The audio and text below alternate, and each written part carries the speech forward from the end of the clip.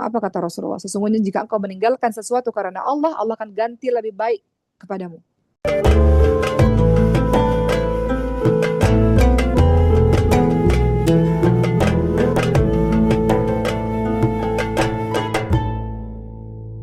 Jadi, semua yang ada di dunia ini, teman-teman semua, ini semuanya yang sudah kita pahami, semuanya punyanya Allah. Makanya ada konsep dalam hidup kita, ikhlas, ridha, tawakal. Kan nggak mudah tuh. Biasanya itu nanti terlihat ketika Allah mengambil sesuatu dari kita, baru kelihatan ikhlasnya, baru kelihatan ridhanya, baru kelihatan tawakalnya. Maka bagaimana caranya supaya kita siap kalau hal itu terjadi kepada kita? Memahami bahwa semuanya hanya titipannya Allah. Allah pemilik mutlak semuanya. Allah pemilik mutlak semua jagat raya beserta isinya. Allah pemilik mutlak semua harta-harta kita. Allah pemilik mutlak semua kesehatan kita. Allah pemilik mutlak pekerjaan kita. Allah pemilik mutlak orang yang kita cintai. Sepenuhnya punya Allah Subhanahu wa taala. Konsekuensinya kalau kita sudah menyadari itu, maka ketika Allah mengambil kembali apa yang Allah titipkan, seorang hamba tidak layak merasa dizalimi. Makanya ada kalimat istirja dalam surah Al-Baqarah 156. Ada kalimat inna lillahi wa inna ilaihi raji'un. Sesungguhnya kami ini milik Allah dan hanya kepada Allah lah kami kembali. Apa sih maknanya itu? Innalillah itu maknanya apa? Kita bedah dulu. Innalillah wa inna ilaihi raji'un. Innalillah itu maknanya apa? Pengakuan bahwa diri kita innalillah, perkataan innalillah. Pengakuan bahwa diri kita, keluarga kita, harta kita, segala yang kita cintai adalah milik Allah sepenuhnya. Dan di dunia ini hanyalah sebagai titipan untuk kita. Itu makna innalillah. Innalillah. Apa makna kedua? Wa inna ilaihi raji'un. Apa maknanya? Kesadaran bahwa semua titipan itu pasti akan diambil oleh pemiliknya. Dan kita pun nanti akan kembali kepada Tuhan kita. Maka teman-teman semua, kalau terjadi apa-apa dalam kehidupan kita yang dimana Allah mengambil apapun itu, maka kalimat pertama bukan mencela, bukan berteriak, bukan mengumpat, tapi mengucapkan kalimat istirja. Innalillahi wa inna ilaihi rajiun dari detik pertama kita mendengar kabar kehilangan itu. Katakan pada diri kita, ya Allah, Engkau menyelamatkan akhiratku dengan mengambil sedikit duniaku, ya Allah. Kalau yang hilang hartamu, teman-teman semua, ya Allah, Kau ambil harta ini karena Engkau hendak membersihkannya, ya Allah. Kalau terjadi musibah kepadamu teman-teman semua, yang kau katakan, ya Allah kalau ini musibah, maka Allah sedang menggugurkan dosa-dosaku ya Rabb. Gitu. Gak mudah ya. Uma juga yang ngomong, belum tentu Uma juga bisa melakukan, tapi kita belajar insya Allah. Allah menyelamatkan akhirat kita teman-teman semua dengan mengambil sedikit dunia kita. Gitu. Ya, kalimat istirja itu. Dan juga tanamkan di otak kita, Allah ambil sedikit untuk menyelamatkan kita nanti di akhirat. Begitu teman-teman semua. Kemudian, apa yang kita bisa lakukan setelah kita detik pertama kita mengucapkan kalimat istirja itu? Ridha, nggak larut dalam kesedihan. Kalau kita mengetahui sejak awal bahwa semuanya bukan punya kita, melainkan milik Allah, dan sewaktu-waktu Allah bisa ambil, maka dengan begitu kita juga menanamkan di otak kita, kalau memang sudah Allah ambil, berarti memang pemilik mutlak memang mengatakan sudah habis masa pinjamannya. Masa pinjamannya sudah habis. Tanamkan keyakinan bahwa uang, barang, makhluk yang kita cinta itu statusnya telah selesai. Masa titipannya telah selesai di tangan kita. Allah pemilik mutlaknya sudah menetapkan masa pinjamannya itu dan sudah habis masa peminjamannya. Jadi otak kita tuh berpikirnya begitu. Supaya kita nggak terlalu kesedihan berlarut-larut dan melepaskan kemelekatan itu. Kita sadar bahwa harta, kecerdasan, jabatan, pencapaian dunia bukan sama sekali atas kehebatan kita. Itu murni titipan dari Allah Subhanahu wa taala. Maka pada saat dititipkan, sekarang kan kita dititipkan nih, kita dititipkan pasangan, dititipkan anak, dititipkan kekayaan, pendidikan, semua-semua dititipkan sama Allah. Maka selama Allah masih menitipkan ini, maka kita jaga amanah itu dengan sebaik-baiknya. Kita jaga amanah Allah titipkan di tangan, kaki, penglihatan. Kita jaga titipan Allah itu digunakannya untuk ketaatan kepada Allah Subhanahu wa taala. Dan pada saat jadi sikap saat dititipkan, kita jaga amanah tersebut sesuai dengan syariat Allah, digunakan untuk ketaatan. Sikap saat diambil adalah ridha. dan menghadap pahala dari musibah yang sudah Allah berikan itu. Begitu ya. Dan jangan sekali-kali kita mengatakan seandainya saja aku tidak melakukan ini. Pasti tidak akan begitu.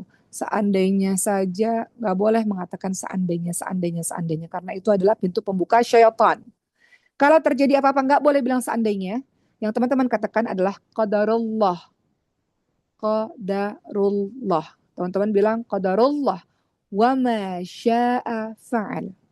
Qadarullah wa ma sya'a fa'al. Maknanya apa?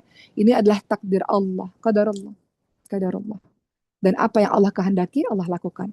Itu kalimatnya. Jadi kalau terjadi apa-apa, innalillahi wa inna ilaihi raji'un, qadarullah. Qadarullah wa ma syaa fa'al.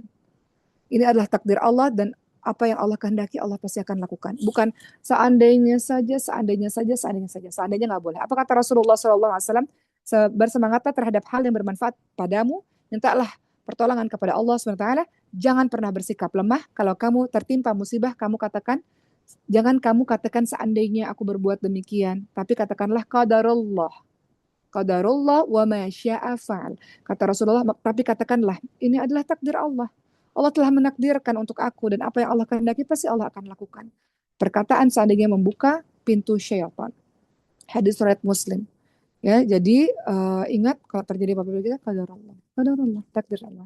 Takdir Allah. Kata Rasulullah, sesungguhnya sangat menakjubkan keadaan seorang mukmin karena semua urusannya adalah baik. Hal ini tidak didapatkan kecuali pada diri seorang mukmin. Kalau mendapatkan kesenangan dia bersyukur dan kalau dia tertimpa kesusahan dia bersabar, maka itu sangat baik baginya. Gitu ya, teman-teman semua. Lalu apa kata Rasul lagi? Sesungguhnya pahala itu sesuai dengan besarnya ujian. Sesungguhnya kalau Allah mencintai suatu kaum, Allah akan menguji mereka. Barang siapa yang ridha terhadap ujian tersebut, maka baginya ridha Allah. Barang siapa yang murka, maka baginya murka Allah. Jadi teman-teman semua, uh, walaupun kita lihat itu sebagai sebuah kesedihan, maka kita tahu bahwa Allah mengetahui masa depan kita sementara kita nggak tahu. Gitu ya. Allah yang tahu yang terbaik untuk kita. Kata Allah, memang saatnya udah selesai nih, pinjamannya udah selesai untuk kehidupanmu yang lebih baik di masa yang akan datang. Jadi dunia ini ibarat tempat peminjaman, teman-teman semua. Ya, hakikat keberuntungan hidup kita adalah ketika seseorang ridha terhadap apa yang sudah Allah takdirkan kepadanya, sehingga dampaknya hatinya akan selalu tenang, bagaimanapun kondisinya di dunia ini. Begitu, ya. Maka kalau kita melepaskan sesuatu demi mencari ridha Allah, apa sih yang teman-teman lepasin? Apapun. Ridho terhadap kematian seseorang, ridho atau melepaskan pekerjaan yang haram, melepaskan hubungan yang belum halal, teman-teman mencintai seseorang. Tapi teman-teman tahu kalau ini dilanjutkan ini bahaya untuk agama saya. Kalau ini dilanjutkan ini bahaya untuk Allah murka sama saya. Teman-teman melepaskan hubungan yang belum halal itu walaupun teman-teman sangat mencintainya.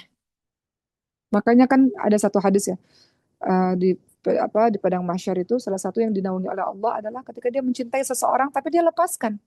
Dia takut sama Allah, dia lepaskan.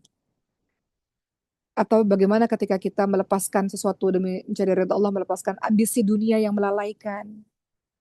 Allah ganti teman-teman semua. Apa kata Rasulullah? Sesungguhnya jika engkau meninggalkan sesuatu karena Allah, Allah akan ganti lebih baik kepadamu.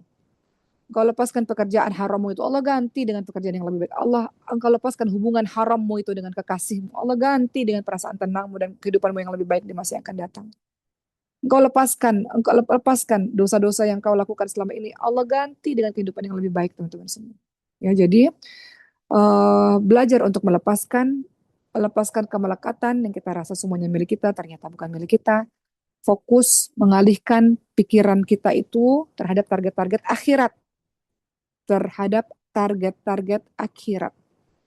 Kalau kita sibuk dengan target-target akhirat, semuanya terasa kecil. Entah kehilangan-kehilangan itu, teman-teman semua. Jadi resum sedikit, memberikan sedikit garis besar. Kita tahu kalau terjadi apa-apa pada kita, detik pertama, respon detik pertama kita adalah langsung kata Rasulullah, sabar itu ada di detik pertama ya. Jadi langsung responnya adalah innalillahi wa inna ilaihi raji'un, qadarullah. Ini adalah semua takdir dari Allah SWT. Respon di detik pertama adalah sabar. Ya, qadarullah wa ma syaa fa'al. Ya, ini secara efek psikologisnya apa? Mengucapkan kalimat ini tuh secara instan itu memutus rantai kepanikan di otak kita. Ya, sehingga kita bisa lebih tenang. Kemudian apalagi yang kita lakukan? Jangan pernah berpikir mengapa ini terjadi kepada aku, mengapa enggak. Tapi ganti dengan apa yang Allah inginkan saat aku mengalami kejadian ini. Apa yang ingin apa yang Allah inginkan aku pelajari dari kejadian ini gitu. Kemudian ganti narasinya. Itu narasi-narasi itu, kata-kata itu mengganggu kita teman-teman semua. Jadi ganti narasinya. Misalnya kalau kita kehilangan, ganti narasinya. Oh, aku telah kehilangan anakku. Bukan. Ganti narasinya dengan masa titipan ini telah berakhir. Dan Allah memindahkannya ke tempat yang lain. Kalau kita kehilangan seseorang gitu. Masa titipan ini sudah berakhir. Allah pindahkan kepada tempat yang lain. Jadi kalimat-kalimat positif itu, afirmasi itu membantu kita untuk lebih tenang dalam menghadapi kehilangan. Begitu ya teman-teman semua ya. Terakhir, jangan lupa untuk bernafas dalam-dalam. Ya, untuk bisa lebih tenang ketika ketika mengalami hal-hal yang mengagetkan atau tidak mengenakan.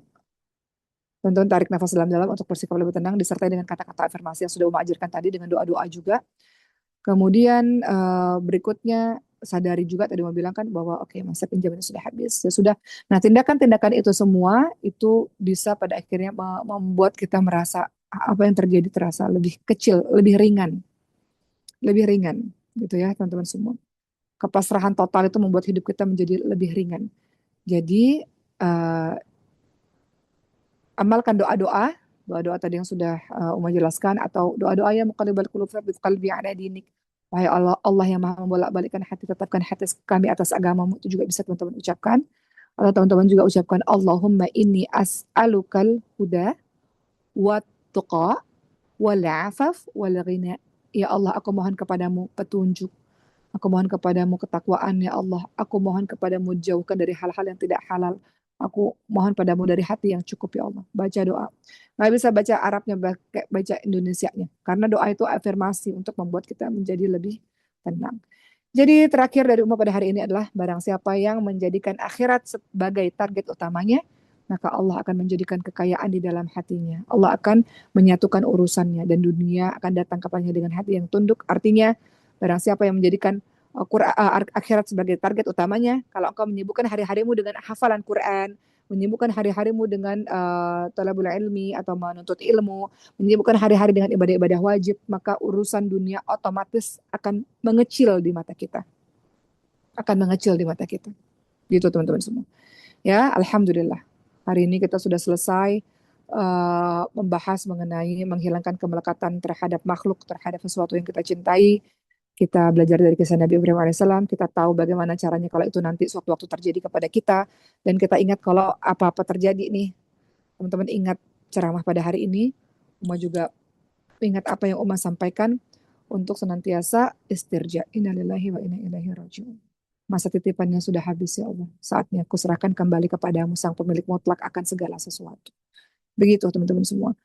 Hidupmu akan jauh lebih ringan. Minta pertolongan dari Allah untuk melepas hal-hal yang sekiranya membuat Allah murka kepada kita. Lepaskan pekerjaan yang kiranya dalam pekerjaan itu Allah murka. Lepaskan hubungan dengan seseorang yang kiranya kalau hubungan itu membuat Allah murka kepada kita. Lepaskan segala kemelekatan itu, kemelekatan hanya kepada Allah SWT. Itulah kisah atau teladan dari Nabi Ibrahim alaihissalam di bulan haji ini. Gitu ya. Jadi mudah-mudahan Allah mudahkan hati kita untuk lebih ringan dalam menghadapi urusan-urusan dunia, supaya semuanya jadi terasa lebih kecil dan kita bisa lebih tenang dalam menghadapi ujian yang nggak enak kadang-kadang dalam hidup kita insya Allah.